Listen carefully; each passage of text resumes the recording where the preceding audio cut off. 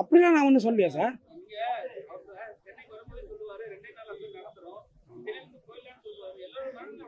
அப்படி கிடையாது, அந்த இடத்துல கிடையாது.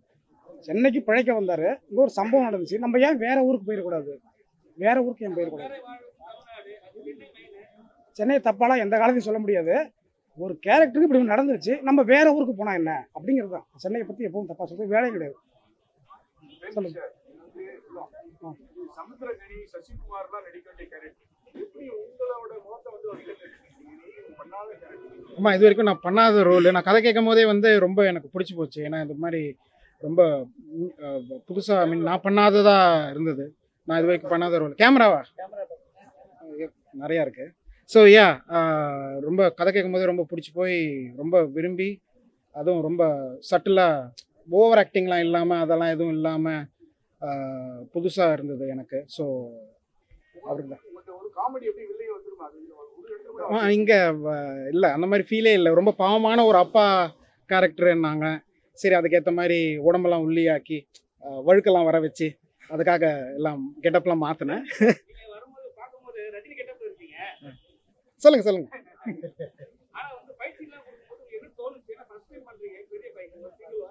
ஆமாம் ஆமாம், எனக்கு மாஸ்டர் தான் சொல்லிட்டேன். நான் பெருசாக ஃபைட் மாஸ்டர் கிட்ட சொல்லிட்டேன். பெருசாலாம் எனக்கு ரொம்ப கஷ்டப்படலாம் தெரியாது. கீழே நடு ரோட்டில் உருள்றது அந்த மாதிரிலாம் நிறையா இருந்தது. பட் அதெல்லாம் கொஞ்சம் சொல்லிட்டு எனக்கு கொஞ்சம் ரிலாக்ஸ்டாக ஜாலியாக தான் பண்ணேன். பெருசாக நான் அவ்வளோ ஒன்றும் கஷ்டப்படாமல் தான் பண்ணேன். கல்யாணத்துக்கு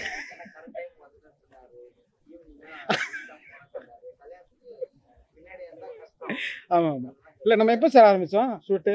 படம் பாதி ஷூட்டிங் முடிச்சிருக்கும்போது கல்யாணம். ஆமா. ஷெட்யூல் பிரேக்கில் கல்யாணம். ஆமாம், ஷெட்யூல் பிரேக். ஆனால் பாதிக்கு மேலேயும் கரெக்டாக இல்லை இல்லை, வேலைன்னு வந்துட்டா கரெக்டாக அது எழுந்து போயிடுறது. ஒர்க்கு எதுவும் இல்லை. ஆமாம் ஆமாம், அது வேறு இது இல்லை அதெல்லாம் நான் எதுவும் பார்த்தேன். நான் வந்து அம்பாசிடர் மாதிரி தான், அந்த பாக்கெட்டோட ஃபோட்டோ எடுக்கிறது தான். மற்ற பிஸ்னஸ் எல்லாமே ஒய்ஃப் பார்த்துக்கிறாங்க. ஸோ பிரச்சனை இல்லை. அண்ணன் இன்னும் பார்க்கல. அண்ணன் அடுத்த படம் ஸ்டோரி டிஸ்கஷனுக்கு வேறு ஊரில் இருக்காங்க. ஸோ வந்துட்டு பார்ப்பாங்க. பட் பாட்டு அண்ணன் தான் பாடினாங்க. அந்த படத்தில் வர ஒரு சாங் மகளே என் மகளே சாங் பாடினாங்க. ஸோ ட்ரெய்லர்லாம் பார்த்துட்டு ரொம்ப நல்லா. எங்கள் வாட்ஸ்அப் குரூப்லேயே சென்னை 28 கேங் குரூப்புக்கே வந்து ட்ரெய்லர் அமைச்சு பிரேம்ஜியோட நடிப்பு எல்லாரும் பாருங்க அப்படி இப்படின்னு சொல்லி கலாச்சி எல்லாம் விட்டுருந்தாரு. ஸோ அண்ணனுக்கு பிடிச்சிருந்தது என்னோட ஃபீல். இதுங்க அஃப்கோர்ஸுங்க, அண்ணன் என்ன படம் எடுத்தாலும் ஒன்று நடிப்பாக இருப்பேன், இல்லை மியூசிக்கில் இருப்பேன்.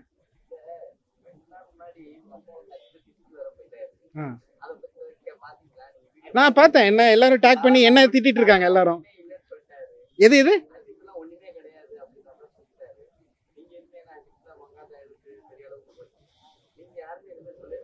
இல்லை, நம்ம எதுக்கு அதெல்லாம் பேசுகிறோம்? அது அப்பா பெரியப்பா ஏதோ அந்த காப்பிரைட்ஸ் ரைட்ஸ் இஷ்யூ ஏதோ போயிட்டுருக்கு. ஸோ அதுக்கு அவங்க அண்ணனுக்கு அவர் சப்போர்ட் பண்ணி பேசுகிறாரு. அதுதான் மேட்ரு. இப்போ எங்கள் அண்ணனுக்கு பற்றி ஏதாவது வந்துச்சுன்னா நான் சப்போர்ட் பண்ணி பேசுவேன். அந்த மாதிரி தான் அது. எது இல்லைங்க, அதெல்லாம் சும்மாங்க. அதெல்லாம் இல்லை. உண்மை என்னன்னு எல்லாருக்குமே தெரியும். தலைனால தான் அந்த படம் ஓடும். படம் தலைனால தான் ஓடும்.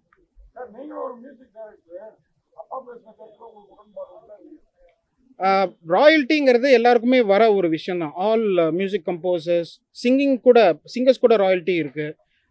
மியூசிக் ப்ரொடியூஸ் பண்ணுற எல்லாருக்குமே ராயல்ட்டிஸ் வந்துட்டு தான் இருக்குது. ஏன் இன்க்ளூடிங் எனக்கே வருது. நானே ஒரு 15 படம் கிட்ட மியூசிக் பண்ணியிருக்கேன். அந்த படத்தோட ராயல்ட்டிலாம் கூட எனக்கு இன்னும் வந்துட்டு. இன்னும் மாதம் அது வந்து நம்ம அந்த இப்போ நிறைய ஆப்ஸ் இருக்குல்ல, மியூசிக்கல் ஆப்ஸ், யூடியூபாக இருக்கட்டும், whatever, Spotify, any apps. So அதில் வந்து நம்ம ஒரு சாங்கை கேட்குறோன்னா அதுலேருந்து சம் ராயல்ட்டி அந்த கம்போசருக்கு போகும். ஸோ வந்து இது நார்மலாக வந்துட்டு தான் இருக்குது. ஸோ ராயல்ட்டி கேட்குறது, பெரியப்பா கேட்குறது, அவர் பண்ண மியூசிக் கேட்கணும். அது அவங்களுக்கு தான் தெரியும். எனக்கு அவ்வளோவா டீப்பாக அதை பற்றி எதுவும் தெரியாது. பட் ராயல்ட்டி நல்ல விஷயம். இப்போ நம்ம மைக்கேல் ஜாக்சன் சாங் கேட்குறோன்னா மைக்கேல் ஜாக்சனுக்கு அங்கே காசு போகும். So royalty is there. அதை ஒன்றும் பண்ண முடியாது.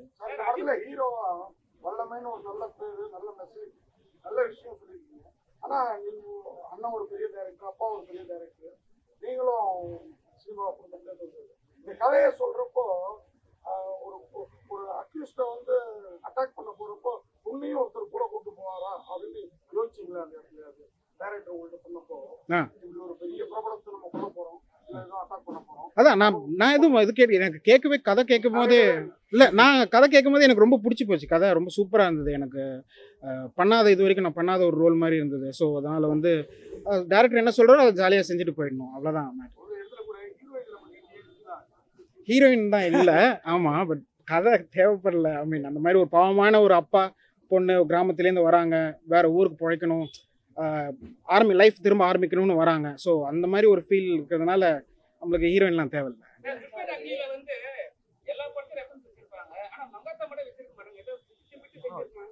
இது தெரியல, அது அந்த டேரக்டர் தான் கேட்கணும், என்ன கேட்குறீங்க எனக்கு தெரியாதுங்க.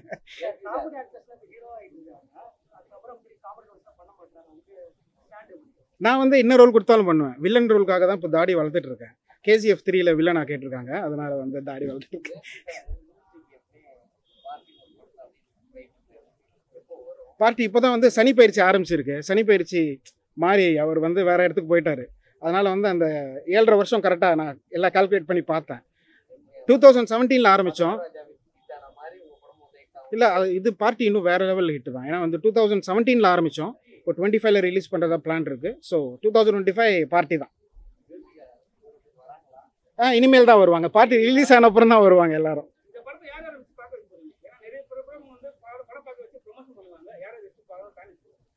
டேரக்டர் தான் இல்லை, எங்கள் கேங் நான் இப்போ ஷோ போட்டால் கன்ஃபார்மாக எங்கள் அண்ணன், எங்கள் சென்னை 28 கேங் எல்லாருமே வந்து படம் பார்ப்பாங்க. ஸோ பிரச்சனை யாரும் மெயினாக மக்கள் பார்க்கணும். நீங்கள் தான் அதை கொண்டு போய் சேர்த்து மக்களை பார்க்க வைக்கணும்.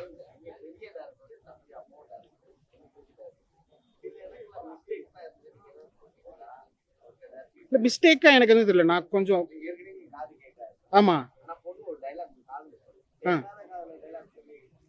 இல்லை, அது வந்து அப்படி கிடையாது. நீங்கள் அதை கரெக்டாக பார்த்தீங்கன்னா தெரியும்.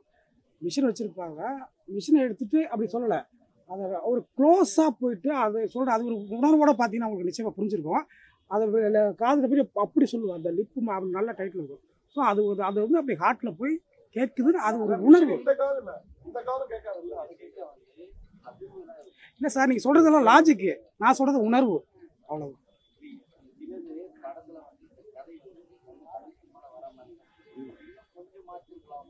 இல்லை, நீங்கள் தமிழ் சினிமாவில் வரா மாதிரினா இது வரைக்கும் இந்த கதை என்ன புதுசுன்னு ஒரே விஷயம் நான் சொல்லிடுறேன். இல்லை சார், இந்த படத்தில் இந்த கதை என்ன ஒரே ஒரு புது விஷயம் ஒரே சொல்கிறேன்.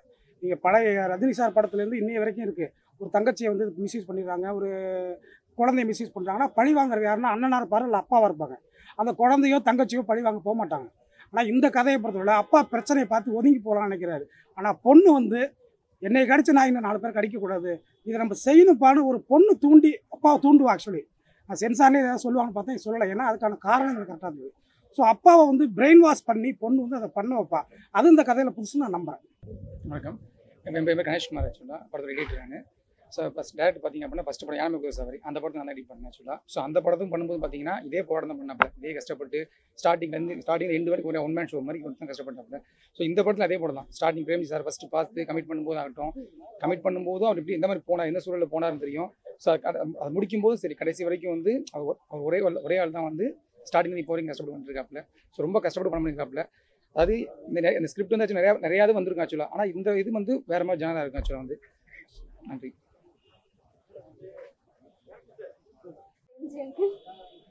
அவரும் என்னை ரொம்ப நல்லா பார்த்துக்குவாரு.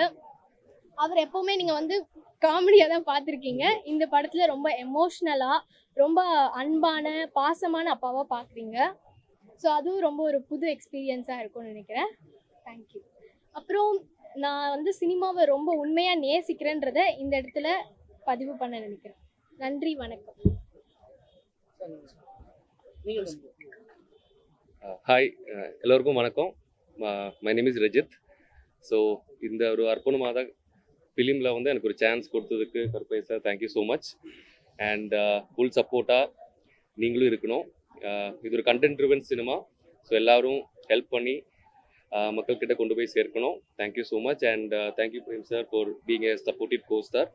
Thank you so much. ஹாய், எல்லாருக்கும் வணக்கம். என்ன சொல்கிறது தெரியல, ரொம்ப சந்தோஷமாக இருக்குது. டேரக்டர் சார் தான் ரொம்ப நன்றி. ஒரு ஸ்கிரிப்ட் சொல்லும் போதே வந்து ரொம்ப புதுசாக எனக்கு இது வரைக்கும் பண்ணாத ஒரு ரோல் மாதிரி இருந்தது. சரி ஓகே பண்ணலாம் சொல்லிட்டு பண்ணது தான் அது. ஸோ டேரக்டருக்கு நன்றி. சார் என்ன சொல்கிறது தெரியல. எல்லாம் படத்தை தேட்டரில் வந்து ஃபேமிலியோட வந்து பாருங்கள். யூஏ சர்டிஃபிகேட் தான். ஸோ ஃபேமிலியோட வந்து பார்த்து நல்லா என்ஜாய் பண்ணுங்கள். மெயினாக என்னோட பர்ஃபார்மன்ஸ்க்காக, என்னோட நடிப்புக்காக வந்து பாருங்கள். ஃபஸ்ட் டைம் காமெடி அந்த இதெல்லாம் எதுவும் இல்லாமல், ஓவர் ஆக்டிங்லாம் இல்லாமல் ரொம்ப சட்டிலாக ஃபஸ்ட் டைம் ட்ரை பண்ணியிருக்கேன். ஸோ படத்தை பார்த்து எல்லோரும் நல்லா என்ஜாய் பண்ணுங்கள். தேங்க்யூ. வணக்கம். உண்மையிலுமே இது ஒரு ரொம்ப மகிழ்ச்சியான தருணம். ஏன்னா இது வந்து எனக்கு 3வது படம். முதல் 2 படத்துக்கு ஒரு இல்லாத கவனிப்பு இந்த படத்துக்கு இருக்கிறதா நம்புகிறேன். அதுக்கு காரணம் வந்து பிரேம்ஜி சார். நிச்சயமாக இந்த படம் ஒரு எமோஷனலாக எல்லாருக்குமே கனெக்ட் ஆகும் நான் முழுக்க நம்புகிறேன். ஒரு நல்ல படங்களுக்கு எப்போவுமே பத்திரிகையாளர்கள் மீடியாக்களோட சப்போர்ட் ரொம்ப அவசியம்னு நான் நினைக்கிறேன். ஸோ அதனால் நான் போன படத்துலாம் அந்த ப்ரெஷ்ஷெல்லாம் அரேஞ்ச் பண்ணல. எனக்கு சூழ்நிலை சரியில்லை. நானே தயாரிப்பாளர். இதில் ஒரு மிகப்பெரிய ஒரு ரிஸ்க் எடுத்து இந்த படத்தை நான் பண்ணியிருக்கேன். ஒரு நல்ல படம் பண்ணியிருக்கேன். நான் நிச்சயமாக 100% நம்புகிறேன். இந்த படம் நல்லா வந்ததுக்கு என்னுடைய நடிகர், என்னுடைய கேமராமேனு, எடிட்டர், மியூசிக் எல்லாருமே ரொம்ப கோஆப்ரேட் பண்ணாங்க. உண்மையாக ரொம்ப குறைவான நாட்கள் தான் பண்ணேன். ஒரு 25 நாள் தான் அந்த படத்தை ஷூட் பண்ணேன். ரொம்ப பிரமாதமாக வந்திருக்கு. நிச்சயமாக அவங்க எல்லாருமே இந்த படத்தை பார்த்து பிடிச்சிருக்கு. உங்களுக்கு மிகப்பெரிய சப்போர்ட் பண்ணுங்கள். நல்லா எழுதுங்க, நல்லா சொல்லுங்கள். ஏன்னா இன்றைக்கி இருக்கிற காம்படிஷன் சினிமா உங்களுக்கு தெரியும். இப்போ நான் 25ஆம் தேதி படம் ரிலீஸ்னால் வேறு 2 படம் ரிலீஸ் ஆகுது. அந்த 2 படமே எவ்வளோ பெரிய நிறுவனங்கள் ரிலீஸ் பண்ணுறது அப்படிங்கிறது உங்கள் எல்லாருக்குமே தெரியும். ஆனால் ரொம்ப கடை நிலையில் இருந்துட்டு இந்த சினிமாவை பண்ணியிருக்கேன். ஏன்னா சொல்ல எனக்கு எமோஷனலாக, ஏன்னா எனக்கு போட்டி போட முடியல. என்னால் நல்ல படம் எடுத்திருக்கேன். நிச்சயமாக என்ன ரிலீஸ் பண்ணுறது அவ்வளோ கஷ்டமாக இருக்குது. எல்லோரும் புலம்புறது தான். ஆனால் எதையோ எடுத்துகிட்டு புலம்புறது இல்லை. நிச்சயமாக நல்ல படம் எடுத்திருக்கேன். அவ்வளோ கஷ்டமாக இருக்குது. தேட்டர் பிடிக்கிறது, பேசுகிறது, ஒவ்வொரு வியாபாரம் பண்ணுறதும் அவ்வளோ கஷ்டமாக இருக்குது. ஏன் சொல்கிறேன்னா, இங்கே இருக்கிற நிறைய டிவிஸ் இதெல்லாம் இருக்குங்க. ஒவ்வொரு டிவிலையும் நான் வந்து ஒரு சேட்டலைட்டுக்காக நான் அப்ரோச் பண்ணியிருக்கேன். முதல் படத்துலேருந்து என்னுடைய முதல் படம் யானை மேல் குதிரை சவாரின்னு படம். 2வது படம் விடியாத இரவு ஒன்று வேண்டும். இந்த படம் ஒவ்வொரு சேனலையும் அப்ரோச் பண்ணும்போது அவங்க சொல்கிற வார்த்தை, பெரிய படம் தான் வாங்குவேன், சின்ன படம் வாங்க மாட்டேன். இப்படி சொன்னால் எங்கே போகிறது? நான் ஒரு சேனல்லாம் இப்படியே கேட்டேன், பெரிய அதிகாரிகிட்ட கேட்டேன் ஃபோன் பண்ணி. எல்லா நிலைமையிலையும் பெரிய படத்தை தான் பண்ணுவோம், சின்ன படத்தை பண்ண மாட்டோம் அப்படின்னு சொன்னால் நாங்கள் எங்கே போய் நிற்கிறதுன்னு கேட்டேன். இன்றைக்கி நான் அதை படத்தை பார்த்துட்டு குப்பையாக இருக்குது நல்லான்னு தூக்கி போடுங்க, ட்ரெய்லரை பார்த்துட்டு நல்லான்னு தூக்கி போடுங்க. ஆனால் படத்தை பார்க்காமலே சத்தியமாக அவ்வளோ வேதனையாக இருக்குது. ஏன்னா ஒரு பெரிய நெட்வொர்க்கு நம்ம அனுப்புகிறோம், படத்தை ட்ரெய்லர் அனுப்புகிறோம், விமியோ லிங்க் அனுப்புங்கன்னு சொல்கிறாங்க. படத்தை பார்க்க மாட்டாங்க. நான் 2000 ரூபா செலவு பண்ணி அதை அனுப்புகிறேன், நீ பார்க்காமே வந்து ரிசல்ட் சொல்கிறாங்க. எவ்வளோ கொடுமையான விஷயம் பாருங்கள். ஸோ பாருங்கள், நல்லாலையா நல்லாலப்பா வாங்க முடியாதுன்னு சொல்லுங்கள். ஏன்னா இன்றைக்கி பார்த்தீங்கன்னா இப்போ இன்றைக்கி நான் இது மட்டும் தான் பண்ணியிருக்கேன், ப்ரொமோஷன் இதுதான். ஆனால் ஒவ்வொரு படமும் எவ்வளோ பண்ணுறாங்க, என்னால் முடியல. நல்லா பிரேம்ஜி சார் வந்து உண்மையிலுமே இந்த படம் ரொம்ப சிறப்பாக வந்ததுக்கு சார் தான் காரணம். இதை நான் மீடியாவாக சொல்ல, என் மனப்பூர்வமாக உள்ளேருந்து நான் சொல்கிறேன். ஏன்னா பிரேம் சாரை கமிட் பண்ணும்போது எவ்வளவோ பேர் என்னென்னமோ சொன்னாங்க. ஏன்னா அவர் அப்படி இருப்பார், இப்படி இருப்பார், உனக்கு கரெக்டாக வருவாரா போவாரா. சத்தியமாக நான் நேசிக்கிற சினிமா மேலே சத்தியமாக சொல்கிறேன், எனக்கு ரொம்ப என் கூட பிறந்தவர் மாதிரி இந்த படத்தை கோஆப்ரேட் பண்ணி கொடுத்தாரு. அவர் நான் எப்போவுமே நன்றி சொல்கிறேன். நான் வெளியில் சொன்னதுலாம் ஒன்று நிஜமாக சொல்கிறேன். அவர்கிட்ட நான் சொன்னேன், உங்களை பற்றி என்கிட்ட அப்படி சொன்னாங்க சார், ஆனால் நீங்கள் எதிர்பார்த்ததை விட அப்படியே 100% ஆப்போசிட்டாக இருக்கீங்கன்னு. அது என்னை அவர் பிடிச்சி போச்சா என்னன்னு தெரியல. ரொம்ப அருமையாக கோஆப்ரேட் பண்ணார். இந்த குழந்தை இப்போ வந்து திவ்யா இந்த படத்துக்கு உயிர் கொடுத்தது தான். ஏன்னா இதை பிள்ளை ரெக்கமெண்ட் பண்ண ஒரு இயக்குனர் ஓஎன் ரத்னம்னு சொல்லிட்டு ஒரு சின்னத்திரை இயக்குனர் ரெக்கமெண்ட் பண்ணார். அவர் சொன்ன ஒரே டைலாக்கு, உன் கதைக்கு இவன் உயிர் கொடுப்பானாரு. இந்த பிள்ளை அவ்வளோ உயிர் கொடுத்துருக்கு படம். கண்டிப்பாக படம் ஜெயிக்குது தோக்குது, பணம் வருது பணம் வரலங்கிறது ஒரு விஷயமே கிடையாது, ஒரு மேட்டரே கிடையாது. ஆனால் படத்துக்கு ஒரு நல்ல விமர்சனம் வரும்னு நான் ஆசைப்பட்றேன். நீங்கள் நல்லா எழுதுவீங்க நான் நம்புகிறேன். எல்லாருக்குமே நன்றி. தேங்க்யூ.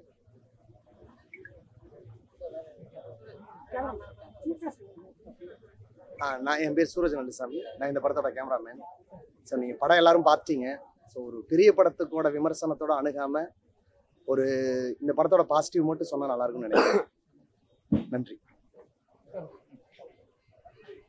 எல்லாருக்கும் வணக்கம். என் பேர் சுப்பிரமணியன். இந்த படத்தில் ஒரு சின்ன கதாபாத்திரம் தான் பண்ணியிருக்கேன். ஆனால் ரொம்ப முக்கியமான கதாபாத்திரம்னு சொல்லி தான் சார் வந்து கமிட் பண்ணார். ரொம்ப நன்றி சாருக்கு. அப்புறம் பிரேம்ஜி சாரை வந்து நம்ம இதில் ரொம்ப வித்தியாசமான ஒரு கதாபாத்திரத்தில் நீங்கள் எல்லோரும் பார்த்துருப்பீங்க, மக்களும் பார்க்க போகிறாங்க. நல்ல விமர்சனம் எழுதுங்க. உங்கள் எல்லாரையும் நம்பி தான் நாங்கள் வர்றோம். தேங்க்யூ. எல்லாருக்கும் வணக்கம். நான் இந்த படத்தோட ஃபைட் மாஸ்டர் அறிமுருகன். இந்த படம் பார்த்திங்கன்னா இயக்குனர் வாய்ப்பு கொடுத்தாங்க. இந்த படத்தை கேட்டோம்னா, ஏன்னா இது வரைக்கும் நம்ம பிரேம்ஜி சாரை வந்து ஒரு காமெடியில் பார்த்துருக்கோம். முத ஒரு படத்தோட ஒரு சென்டிமெண்ட்டான ஒரு படம், அது அப்பா பொண்ணுக்குள்ள ஒரு விஷயம் அப்படின்ற படம். அதில் வருகிற ஃபைட்டை கூட பார்த்தீங்கன்னா ஒரு சொட்டு கூட எந்த ரோப்பும் இல்லாமல் எதுவும் இல்லாமல் ரொம்ப லைவாக இருக்கணும் அப்படின்னு சொல்லி ஒவ்வொரு விஷயத்தையும் இயக்குனர் வந்து பேசி அதை கரெக்டாக கொண்டு வந்தாங்க. இந்த வாய்ப்பு கிடைச்சது நல்லது. இப்போ சார் சொன்ன மாதிரி இந்த மாதிரி படங்களெல்லாம் வந்து எல்லாரும் தேட்டரில் பார்த்து இந்த மாதிரி ஓட வச்சாதான் அடுத்தடுத்து படங்கள் நல்லபடியாக வளரும்ன்றது என்னோட கருத்து. எல்லாரும் தேட்டரில் பார்த்து ஆதரவு தாங்க. நன்றி, வணக்கம்.